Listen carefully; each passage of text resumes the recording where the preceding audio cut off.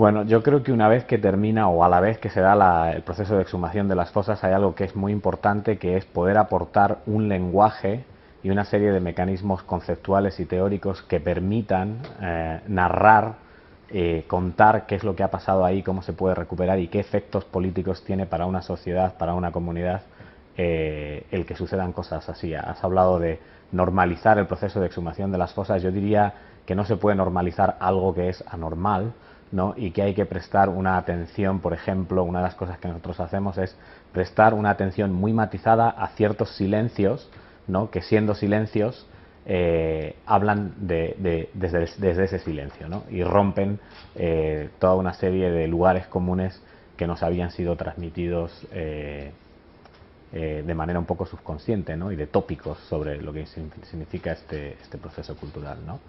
Y cuando hablo de cultura, hablo de mediaciones, hablo de lenguaje, pero quiero también enfatizar que hablamos de conflictos, ¿no? Y de antagonismos y de distintas fuerzas.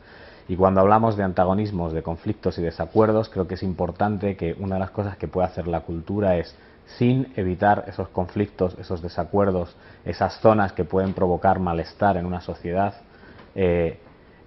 tales conflictos y tales desacuerdos no tienen por qué acabar en la destrucción del otro, ¿no? O en la repetición de episodios de violencia masiva, ¿no? Entonces esas son las cosas que se hacemos. Tal vez no se entienda mucho en España el modo en el que los estudios culturales o la literatura son un espacio para pensar la política, ¿no? No solo son los científicos sociales, los antropólogos o los médicos forenses los que se dedican a hacer este trabajo, sino que creo que nosotros podemos aportar, de ahí el título de mi ponencia, ¿no?